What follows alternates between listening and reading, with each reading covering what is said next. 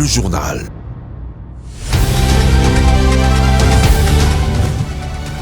Très heureuse de vous retrouver, madame, monsieur, bonsoir et bienvenue à cette grande édition du journal sur Mondico Télévision, dont voici les grands titres de votre journal.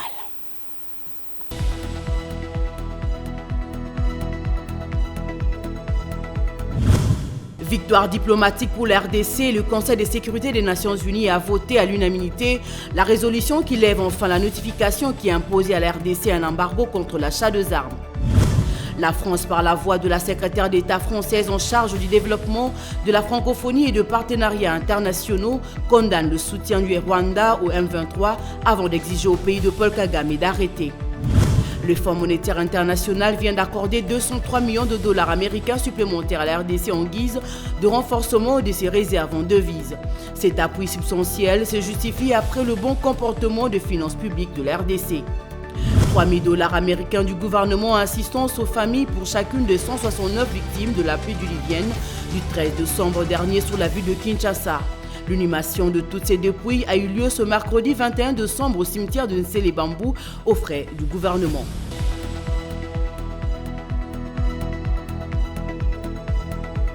Bonsoir. Le Conseil de sécurité des Nations Unies a mis fin mardi à la procédure de notification préalable en cas d'achat d'armes et de matériel militaire par la République démocratique du Congo RDC, dont la façade orientale est constellée d'une centaine de groupes armés locaux et étrangers.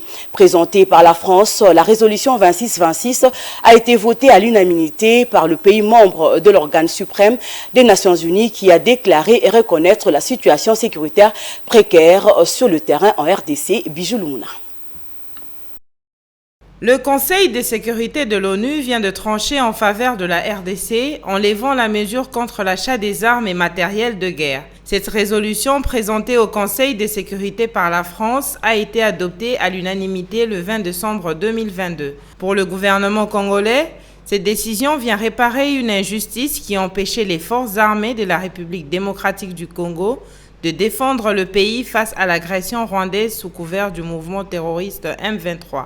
Les forces armées de la République démocratique du Congo peuvent désormais s'équiper librement en matériel militaire de qualité. Outre la décision de lever la mesure contre l'achat des armes, le Conseil de sécurité de l'ONU a renouvelé le mandat de la mission des Nations Unies au Congo, en sigle MONUSCO, pour une durée d'1 année. Ce mandat comporte 3 missions prioritaires, à savoir la protection des civils, le soutien au programme de désarmement, démobilisation des groupes armés et la réforme du secteur de sécurité.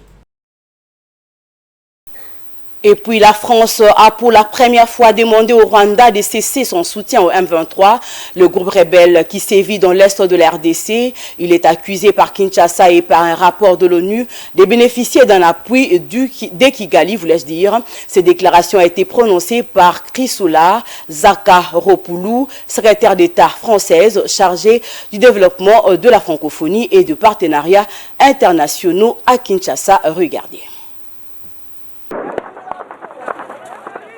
Après plusieurs tergiversations sur la situation sécuritaire dans la partie est de la République démocratique du Congo, caractérisée par la guerre d'agression du Rwanda sous couvert des terroristes de M23, la République française sort de son silence. C'est sa représentation diplomatique basée à Kinshasa qui, dans le temps, et rejoint d'autres partenaires de la RDC, tels que les États-Unis d'Amérique, l'Union européenne, la Belgique et d'autres États d'Afrique. Dans une déclaration de Chrysoula Zakharopoulou, secrétaire d'État française chargée de développement de la francophonie et des partenariats internationaux, la France a pour la première fois cité nommément le Rwanda et lui demande par la même occasion de cesser son soutien au M23. M23 doit cesser les combats, se désengager et rendre les territoires occupés à l'armée et aux autorités congolaises. Le Rwanda, car il faut le nommer, doit cesser son soutien au M23. Il faut finir avec la répétition de l'histoire dans cette région. La France condamne le soutien apporté par le Rwanda au groupe armé M23. Venant en appui aux terroristes du M23, l'armée rwandaise participe activement aux tueries perpétrées dans plusieurs coins de la province du Nord Kivu, tels que Bunagana, Rutshuru, Kishishe et tant d'autres, une implication que nie Kigali.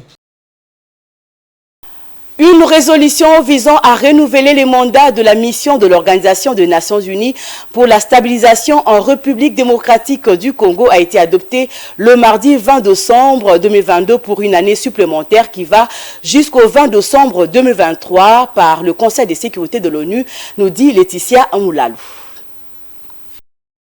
C'est depuis hier mardi que le Conseil de sécurité de l'ONU a adopté à l'unanimité une résolution visant à renouveler le mandat de la mission de l'Organisation des Nations Unies pour la stabilisation en République démocratique du Congo, MONUSCO, pour une année supplémentaire jusqu'au 20 décembre 2023. La résolution 2666 décide que le plafond autorisé des troupes de la mission comprendra 13 500 militaires, 660 observateurs militaires et officiers d'état-major, 591 policiers individuels et 1410 membres d'unités de police constituées. Elle invite le secrétaire des Nations Unies à envisager une nouvelle réduction du niveau de déploiement militaire de la MONUSCO, conformément à la stratégie commune de retrait progressif et par étapes de la mission. La résolution décide que les priorités stratégiques de la MONUSCO sont de protéger les civils et d'aider à la stabilisation et au renforcement des institutions de l'État, ainsi qu'aux réformes clés en matière de gouvernance et de sécurité. Elle condamne fermement tous les groupes armés opérant en République démocratique du Congo et leur violation du droit international humanitaire et du droit international, ainsi que les abus des droits de l'homme, et exige que tous les groupes armés cessent immédiatement toutes les formes de violence, les autres activités déstabilisantes, ainsi que l'exploitation illégale et le trafic de ressources naturelles.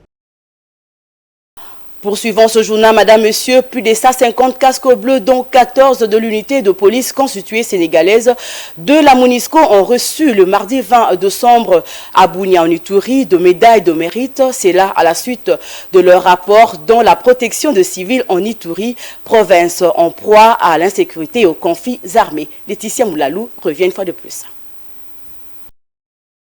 Ces soldats de la paix sont arrivés au terme de leur mandat après une année de service rendu dans cette partie de la République démocratique du Congo. Parmi leurs tâches, il y a la protection individuelle des agents des Nations Unies, l'organisation des patrouilles de sécurisation ou encore des sessions de renforcement des capacités de la police nationale congolaise. De son côté, le gouverneur de province a salué les efforts de ces casques bleus de la MONUSCO et la collaboration entre les polices sénégalaises et congolaises, ce qui a permis, selon lui, de lutter contre l'insécurité à Bunia.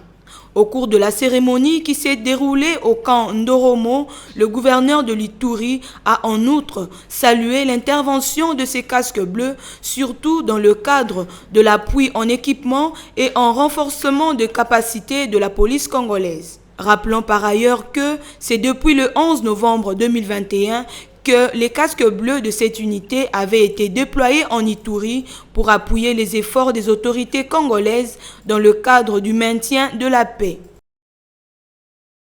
En politique, déclaration politique de la dynamique progressiste révolutionnaire DIPRO qui se félicite de la levée par l'ONU de l'obligation de notification en vertu du régime des sanctions 1533 et par la même occasion salue la position de la France qui condamne enfin le soutien du Rwanda au M23. Rapport de détails dans cet élément.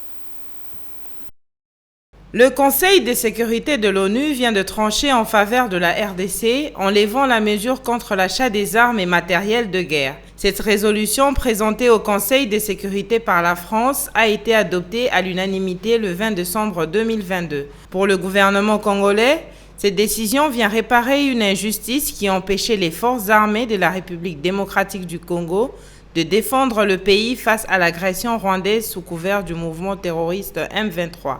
Les forces armées de la République démocratique du Congo peuvent désormais s'équiper librement en matériel militaire de qualité. Outre la décision de lever la mesure contre l'achat des armes, le Conseil de sécurité de l'ONU a renouvelé le mandat de la mission des Nations Unies au Congo, en sigle MONUSCO, pour une durée d'une année. Ce mandat comporte 3 missions prioritaires, à savoir la protection des civils, le soutien au programme de désarmement, démobilisation des groupes armés et la réforme du secteur de sécurité.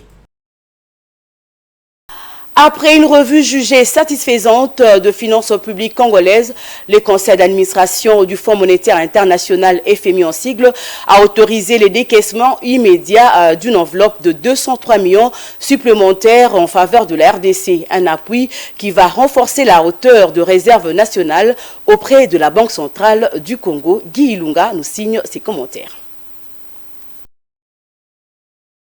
Le décaissement immédiat décidé par le Fonds monétaire international FMI d'un montant de 203 millions de dollars en faveur de la RDC intervient à la suite de la troisième revue jugée satisfaisante dans le cadre de l'accord au titre de la facilité élargie de crédit.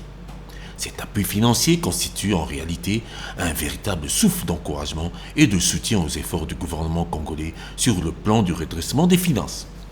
Selon les engagements prévus, le décaissement définitif est concerté entre la directrice générale du FMI, Mme Kristalina Georgieva, et la gouverneure de la Banque centrale du Congo, Mme Malangu Kabedi, et d'environ 812,4 millions de dollars. Ce fonds contribuera à renforcer les réserves internationales de la RDC en termes de devises étrangères, compte tenu des risques à la baisse pesant sur les perspectives de l'économie nationale et mondiale. Ce fonds d'appui permettra aussi de répondre aux besoins de la balance des paiements pour l'économie congolaise, toujours portée par une production minière plus élevée que prévu. Quant aux statistiques, en 2022, la croissance prévue est à 6,6% en dépit du fait que l'inflation devra dépasser 12% d'ici à la fin de l'année en raison de la hausse des prix mondiaux des denrées alimentaires et du carburant. À fin octobre, les réserves internationales brutes avaient atteint environ 2 mois d'importation, bien au-dessus de l'objectif au début de l'accord de facilité élargie de crédit FEC. Le solde budgétaire intérieur de 2022 est projeté à 1,1% du PIB, conformément aux engagements du programme, malgré les pressions imprévues sur les dépenses résultant de l'escalade du conflit à l'Est qui contraignent encore le trésor public.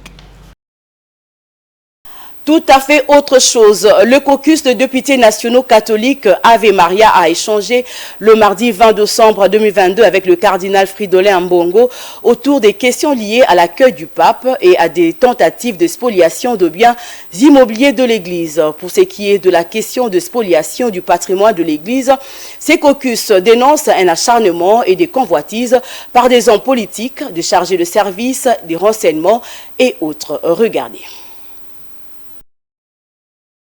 Nationaux catholiques du caucus Ave Maria avons échangé ce mardi 20 décembre avec son éminence Fridolin cardinal Ambongo. Nous invitons les chrétiens et chrétiennes ainsi que les hommes et femmes de bonne volonté de réactiver la dynamique déjà lancée au mois de juin 2022 pour un accueil chaleureux du Saint-Père. En ce qui concerne les velléités de spoliation et de bradage du patrimoine de l'Église, dont certains acquis de longue date, de manière légale, il se constate de plus en plus un acharnement et d'intenses convoitises par des personnes de milieux politiques, judiciaires, d'affaires, voire des services de renseignement. Les plus récentes affaires concernent le terrain de la Funa sur Seine-B, de Jean 23 dans la commune d'Ngaliema, de Saint-Dominique à Limeti. Cette situation est inadmissible. Nous, députés catholiques, attirons l'attention de toutes les personnes impliquées et qui usent parfois du trafic d'influence fin dans les meilleurs délais au risque de se voir exposés aux poursuites judiciaires. Nous demandons aux fidèles catholiques et à tout chrétien de se mobiliser afin de faire échec à toutes les machinations visant à affaiblir l'Église par des tentatives répétées de confiscation, extorsion, vol, spoliation et bradage de ses biens. 3 000 $ américains par corps, tel est le montant qu'a déboursé le gouvernement congolais pour l'organisation des obsèques en famille de victimes de pluie diluvienne du 13 décembre dernier. C'est le directeur du cabinet du ministre des Affaires sociales et Actions humanitaires qui l'a annoncé. Un reportage de Myriel Monsa. Du total des 169 corps officiellement identifiés, il a été décidé qu'une enveloppe de 3 000 $ du gouvernement par corps sera remise pour l'organisation des obsèques aux familles éprouvées.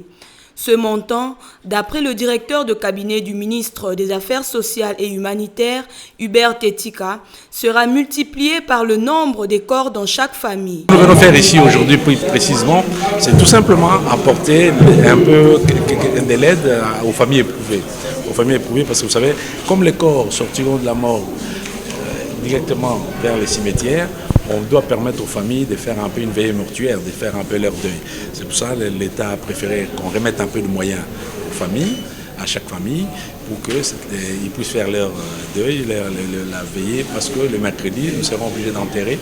Et demain, le chef de l'État lui-même sera en contact avec les familles, parce qu'à travers une messe œcuménique qui sera organisée demain au Palais du Peuple. Signalons que cette disponibilité financière du gouvernement a été fixée le lundi 19 décembre dernier par le même directeur de cabinet et du ministre des Affaires sociales. C'était lors de l'opération de l'identification des familles des victimes de ce drame à l'hôtel de ville de Kinshasa pour les formalités. Rappelons que l'inhumation de toutes ces dépouilles s'est déroulée ce mercredi 21 décembre au cimetière de Nselebambou. C'est nos frères et sœurs entre tes mains, Seigneur.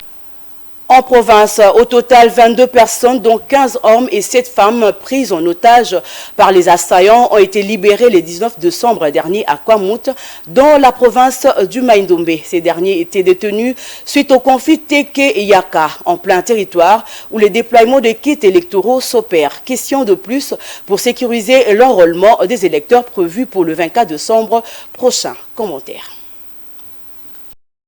22 personnes qui étaient prises en otage par des assaillants dans la province de Maïndombe, plus précisément à Kwamout, ont été libérées le lundi 19 décembre à l'entrée de la province au niveau du port Ngandambo, en face de la ville du Bandundu. Pendant que la commission électorale travaille pour assurer un bon déroulement des opérations électorales, les Yaka étaient que se livrent en bataille dans la région de Kwamout et Bagata. Un conflit ethnique qui éclate pendant le déploiement des kits d'enrôlement, se déroulant jusque-là sans incident, mais avec beaucoup de frayeur. Le mardi 20 décembre, Bienvenu Ulunga, premier vice-président de la CENI, parle d'un comité de sécurité déployé pour suivre les aspects liés au processus électoral. Notons que les personnes retenues captives étaient gardées dans le camp des assaillants dans un campement appelé Lizino, explique Martin Souta, vice-président de la société civile de Kwamout. En société, inondation dans la ville-province de Kinshasa en général et en particulier dans la commune de Makala, au quartier Kabila. Cette situation devient une casse-tête pour les habitants de ce coin du pays. La population demande aux autorités compétentes de construire pour eux des caniveaux. Sinon, la commune de Makala risque de disparaître de la carte. C'est un constat fait par Rose Kindela et Yvon Ochibangu. Depuis l'existence de cette commune, plusieurs quartiers ont connu de grands problèmes d'inondation. Nous sommes au quartier Kabila dans la commune de Makala. Les habitants de ce coin ne cessent pas d'évoquer leurs difficultés avec les inondations permanentes qu'ils endurent. Pour ce faire, ils implorent les autorités de voir le cas particulier de cette commune longtemps sinistrée et abandonnée à son triste sort. Il est vrai que la commune de Makala n'a aucun collecteur pour la canalisation des eaux des pluies sur toute son étendue. C'est ainsi, la population lance des cris d'alarme aux personnalités de ce pays pour qu'après les projets de réhabilitation de l'avenue Kikwit, elle songe à revoir aussi la route de Kimwenza. Nous avons des enfants, mais après la pluie, pas moyen que ces derniers aillent à l'école. Nous demandons aux autorités de réhabiliter cette route de Kimwenza. Combien même les autorités nous ont oubliés, nous avons un rendez-vous très bientôt avec eux quant aux élections. C'est un cri d'alarme que nous lançons à toute personne de bonne volonté pour nous venir en aide afin de réparer cette route. Nous ne pouvons pas vous cacher la vérité parce que vous êtes les élus. Quand il pleut, nous sommes inondés par des eaux de la pluie. Nous vous demandons de bien vouloir construire cette route. Tout Congolais a droit à être heureux et vivre dans de bonnes conditions. Mais pour ses habitants, c'est le contraire. L'espoir est que les attentes énormes de la population rencontrent la volonté des autorités pour leur cas. Parlons sport à présent. Les sélectionneurs nationaux des léopards locaux de la RDC Otis Ngoma a rendu public une liste de 39 joueurs présélectionnés pour le préparatif du championnat d'Afrique de Nations CHAN 2023 avant le départ pour Tunis. Glody Mouinda. Les léopards locaux se rassembleront à Kinshasa le mardi 27 décembre pour un mini-stage jusqu'à samedi 31 décembre. Au terme de ces mini-stages, 28 joueurs seront retenus définitivement. Les 28 joueurs retenus définitivement s'y rendront à Tunis, en Tunisie, le lundi 10 janvier 2023 pour poursuivre la préparation avec des matchs amicaux au programme entre le jeudi 5 et dimanche 8 janvier 2023 avec des adversaires à déterminer. Le départ pour Annaba en Algérie est prévu pour le lundi 10 janvier 2023. C'est dans cette ville algérienne que les léopards locaux installeront leur camp des bases pour le premier tour de cette compétition. Le tournoi se déroulera du 13 janvier au 4 février.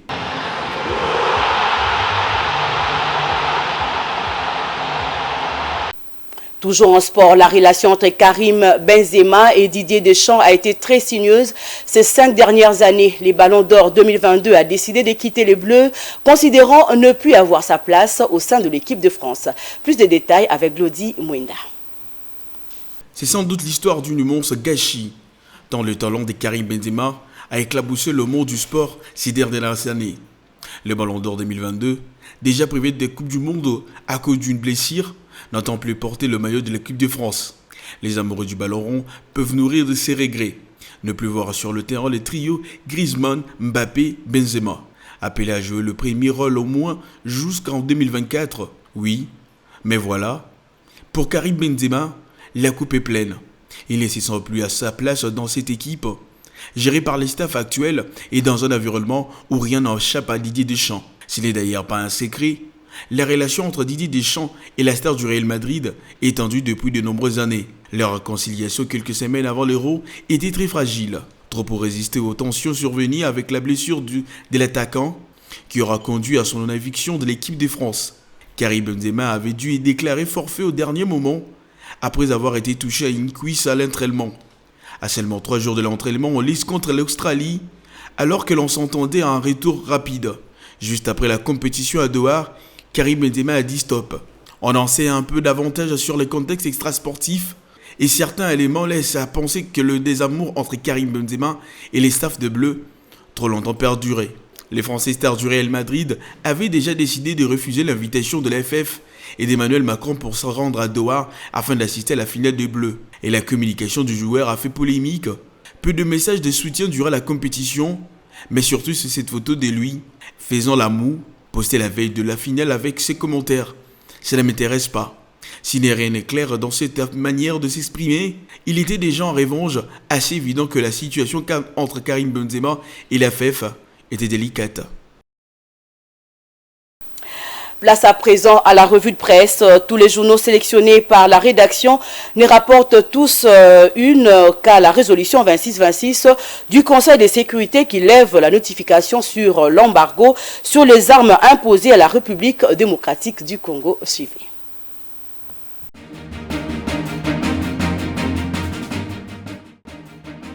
La presse écrite quinoise de ce mercredi 21 décembre s'intéresse à la résolution du Conseil de sécurité de l'ONU levant l'embargo sur les armes contre la RDC. À ce propos, l'Avenir titre en sa manchette « Levée de l'embargo sur les armes, Fachi une victoire diplomatique ». L'article du quotidien fait savoir que la diplomatie du président Félix Tshisekedi a payé et porté des fruits. Selon l'Avenir, la RDC est délivrée enfin de cette notification d'achat d'armes au moment où les terroristes du M23 se ravitaillaient en armes ultramodernes sur leurs parrains rwandais. Ainsi, grâce à cette levée, la RDC peut envisager la montée en puissance de son armée pour être à même de protéger la souveraineté et l'intégrité du territoire national. La tempête des tropiques s'aligne dans le même sujet et précise plus de notifications à la RDC des matériels d'assistance militaire pour rappeler que la diplomatie congolaise vient de remporter une autre victoire et pas des moindres. Il s'agit, assure le journal, d'un ouf de soulagement pour la RDC qui peut se permettre désormais d'acheter toutes les armes qu'elle désire. Achat d'armes, feu vert du Conseil de sécurité à la RDC reprend aussi le phare pour relever que la résolution présentée par la France et votée à l'unanimité par les 15 membres siégeant au sein de cette institution, c'est une victoire diplomatique le reconnaît aussi le phare qui conclut que des millions de Congolaises et de Congolais forment le vœu de voir leur armée mettre fin aux souffrances de leurs compatriotes et au pillage des ressources naturelles nationales. Le Conseil de sécurité de l'ONU met fin au régime de notification dans l'achat des armes, fait aussi savoir le quotidien Le Journal, pour déclarer bientôt la fin de l'aventure rwandaise en RDC. D'ailleurs, le gouvernement, dans un communiqué officiel, a salué le vote unanime du Conseil de sécurité. Merci pour votre attention, mesdames et messieurs.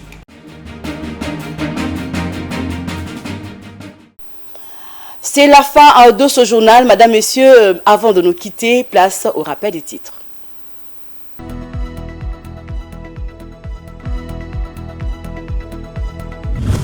Victoire diplomatique pour la RDC, le Conseil de sécurité des Nations Unies a voté à l'unanimité la résolution qui lève enfin la notification qui imposait à la RDC un embargo contre l'achat d'armes. La France, par la voix de la secrétaire d'État française en charge du développement de la francophonie et de partenariats internationaux, condamne le soutien du Rwanda au M23 avant d'exiger au pays de Paul Kagame d'arrêter. Le Fonds monétaire international vient d'accorder 203 millions de dollars américains supplémentaires à la RDC en guise de renforcement de ses réserves en devises. Cet appui substantiel se justifie après le bon comportement des finances publiques de la RDC. 3 000 dollars américains du gouvernement en assistance aux familles pour chacune des 169 victimes de la pluie diluvienne du 13 décembre dernier sur la ville de Kinshasa. L'inhumation de toutes ces dépouilles a eu lieu ce mercredi 21 décembre au cimetière de Nsele-Bambou aux frais du gouvernement.